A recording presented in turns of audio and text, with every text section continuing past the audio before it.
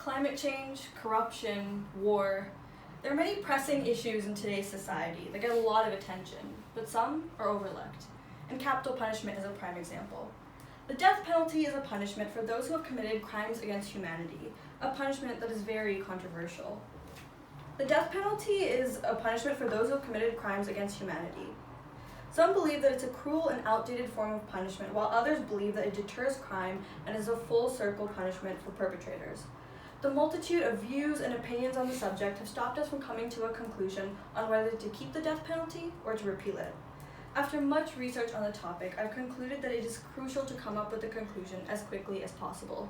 Lives and justice are on the line.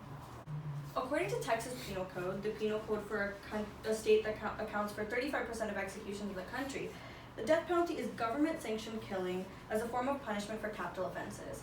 Capital offenses in the United States can include premeditated first-degree murder, espionage, treason, etc.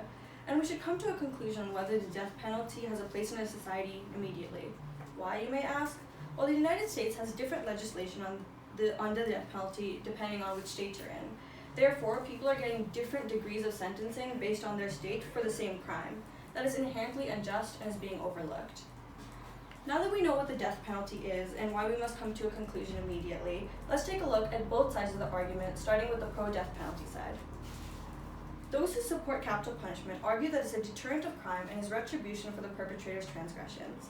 Supporters claim that the death penalty stops people from committing capital offenses as they're afraid of the consequences. A study conducted by Kenneth Land of Duke University found that executions in Texas between 1994 and 2005 were associated with a decrease of 2.5 murders in the state per execution.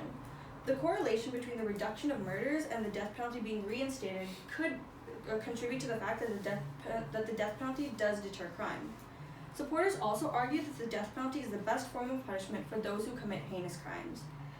They state that the death penalty is a perfect way to punish wrongdoers to a degree that befits their crime. This way of thinking falls under the ideology of retribution, the idea that the punishment should fit the crime. For example, if a murderer takes someone's life, retributive justice in this case would be to take the murderer's life, aka the death penalty. Though critics may argue that the death penalty strips the perpetrator of their respect and dignity as a human being, supporters ask people to consider the dignity and respect of victims first. They ask, is it not respectful for the deceased? Is it not disrespectful for the deceased by not going for the worst punishment? By not doling out a punishment severe enough for the crimes committed, supporters argue that the government is disrespecting the deceased. These are the reasons for why people in the United States should support the death penalty. Let's now look on the other side of the argument, behind the reasoning behind those who want to abolish the death penalty. Critics of the death penalty have three main points. 1, that it's costly, 2, that it's ineffective, and 3, that it is immoral. Therefore, they say that it has no place in today's society.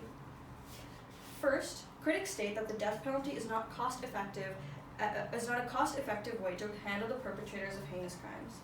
According to the Miami Herald, in 1988, the cost of the death penalty in Florida was $3.2 million per execution, compared to the $600,000 for life imprisonment. The same appears to be the case in Texas, the leading executor. In 1992, the Dallas Morning News published that the trials and appeals of a capital case alone cost Texas $2.3 million on average, which was approximately 3 times the cost of imprisoning someone for 40 years. Second, critics argue that not only is the death penalty expensive for taxpayers, it's also an ineffective form of punishment. The death penalty supporters claim that capital punishment deters crime. However, critics say that those claims could not be farther from the truth. According to the National Research Center, we still do not know whether the legal status of capital punishment has any influence on homicide. Therefore, we don't know whether the death penalty has the deterrent effect that supporters claim. Finally, and most importantly, critics say that the death penalty is an immoral punishment with many unintended consequences.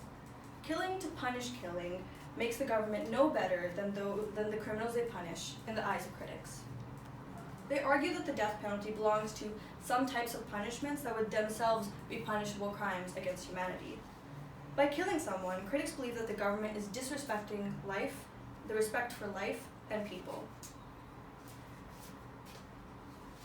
Critics also point out that the death penalty should not only be given to those who are guilty, the death penalty should only be given to those who are guilty. But in our imperfect society, there's a high chance that someone who isn't guilty might get capital punishment. Retributive justice, an ideology that death penalty supporters believe, only works if the person is guilty. But arbitration isn't perfect and is susceptible to human error. For example, in the past 20 years, more than 120 convicted individuals have been exonerated and released from death row. This means that there still can be people on death row or people who have already been executed despite being innocent.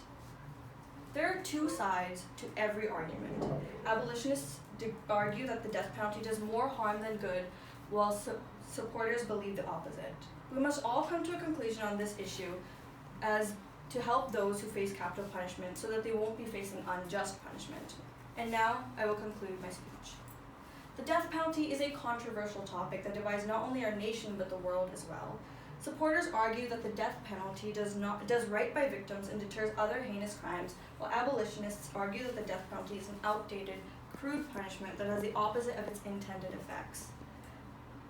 No matter what side you're on, we can all agree that this issue needs to be fixed immediately.